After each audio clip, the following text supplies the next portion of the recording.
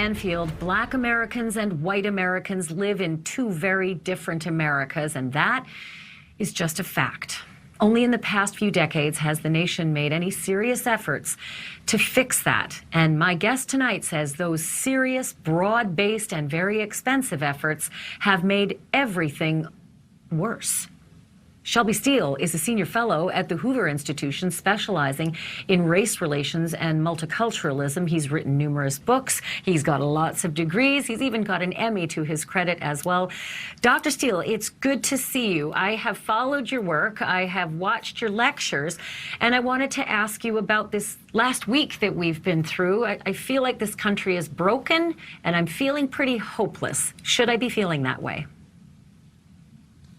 Well, you have many good reasons to feel that way, but I don't, the test of character is to have hope, hope against hope. When it may seem impossible, it's a time to have hope right now. I think hope can be a part of what helps us get beyond where we're at the moment.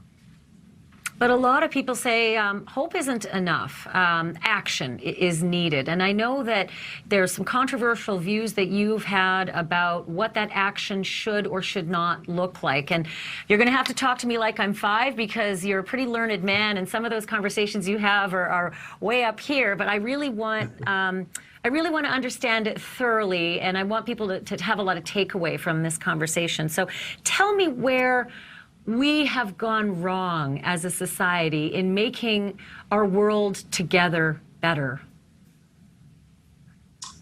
I think the sort of single area that America has been most mistaken in is after the 60s, after the Civil Rights Movement, when America very bravely, with great character, admitted to this long, terrible history of racism, slavery, segregation, and so forth. At that moment, America changed, and we've really not been the same since. The confession was a moment of American greatness, maybe the greatest moment we've had so far in our history. Yes, we were wrong. The price you pay for confession is that you lose moral authority. And America has been, it seems to me, struggling to regain its moral authority since the 60s.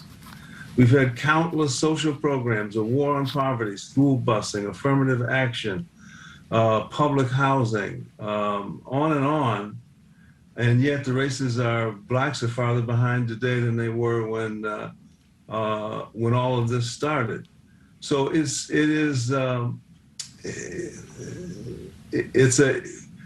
in a position where we, as a society, don't quite have the moral authority to see what has changed. And we keep sort of fighting the same old battles all over again. But the fact of the matter is that America has changed a great deal since the 60s.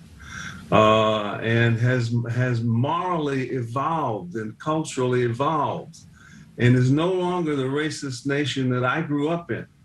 Is there racism here? Certainly there is, but not remotely on a level that it once was.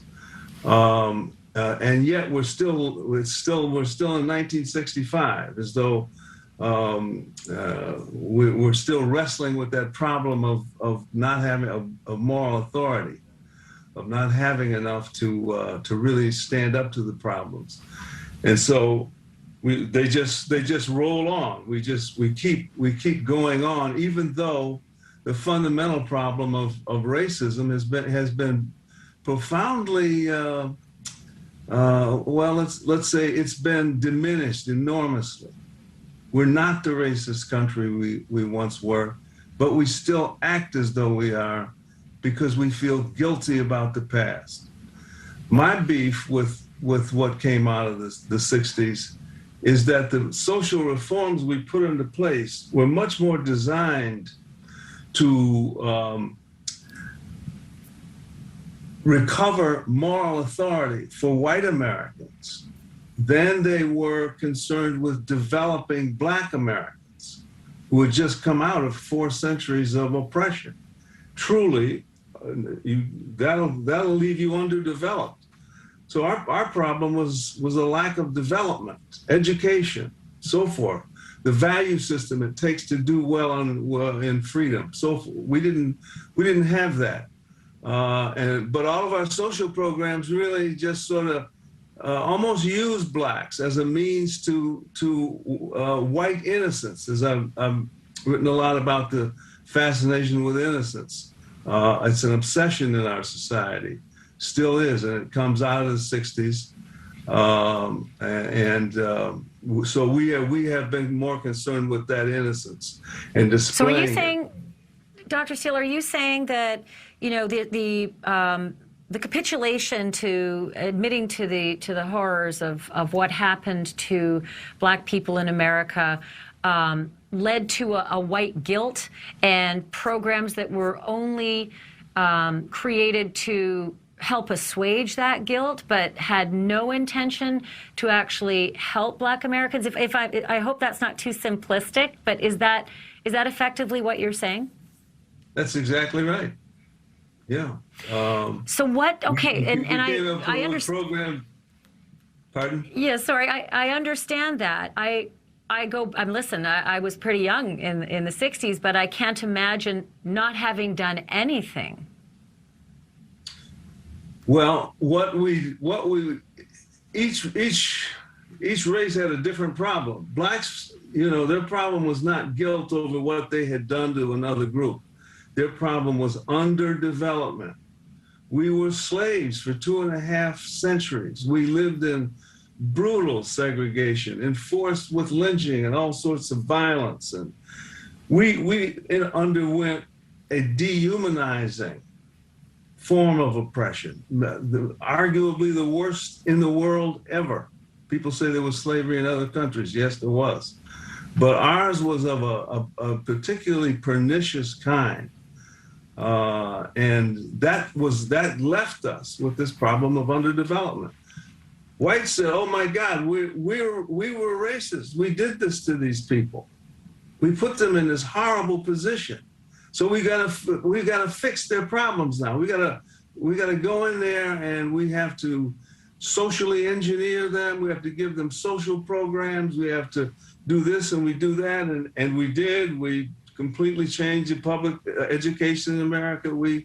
Everything was integrated. The estimate that I most recently heard was $22 trillion spent between the 60s and today on social programs, basically, that came into existence in the 60s. So we've done all that sort of thing, and it's gotten us nowhere. And again, we keep wanting to refight that same old battle all over again and act as though the problem is that whites don't understand. The whites do understand. Whites have changed. America doesn't want to be a racist country anymore. It really doesn't. And it's important for blacks to realize that in many ways, white America is rooting for us, wants us to do well, but we don't. And that's our problem. And again, we keep thinking if we can just get rid of racism, everything will be fixed. It won't.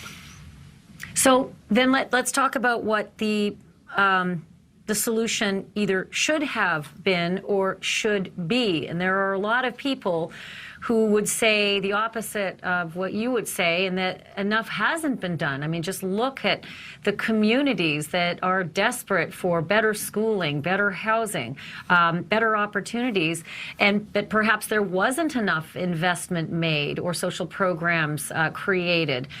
If that isn't your idea of the right solutions, what should have the solutions been at the time that white America, basically admitted there were wrongs, we need to fix that? How better to have fixed them than the solutions that were put in place? Well, let me back up a minute. If you look at blacks as simply as human beings, what do you need most when you are in a situation where you are suddenly free, you have opportunities, but you're underdeveloped? You don't have the education levels. You've never had to deal with freedom before, how the level of individual responsibility that freedom requires, the kind of child rearing that success and freedom requires. That you don't have those things in a broad sense. That's what you need. You need that more than anything else. If in the 1960s, white America had said, okay, we lost some moral authority, but we have to ask something of blacks, which is that you become responsible for your own fate. You take charge. You develop. We expect you to develop, whether we give you a program or whether we don't. You are free.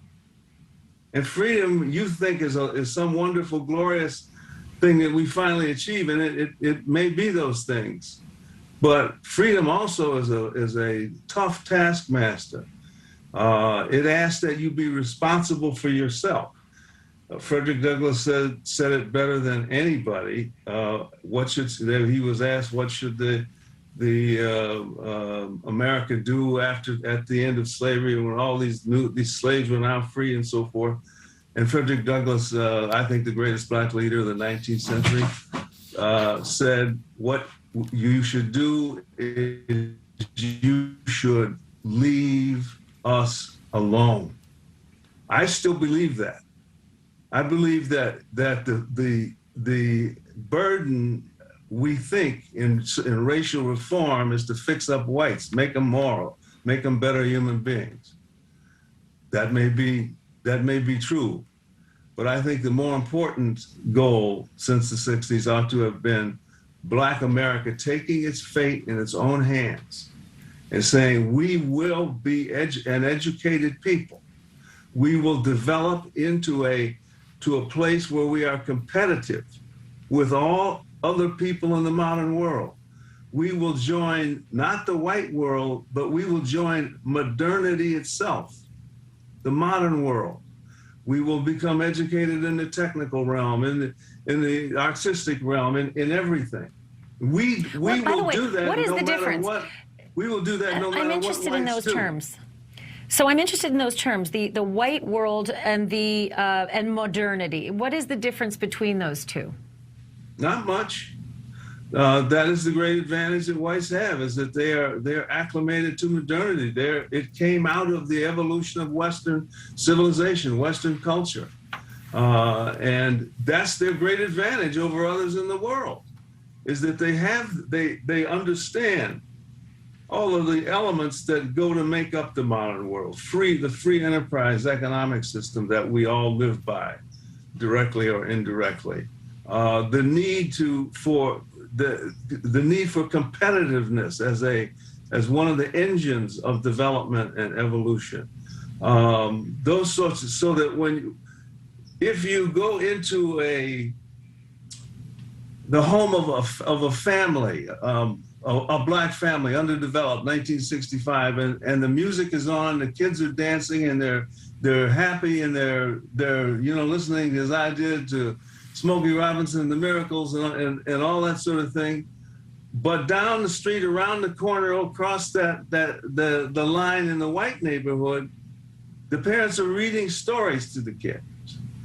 The kids are learning their numbers, their letters to read, so that when they go to school and kindergarten, they're ready to really learn.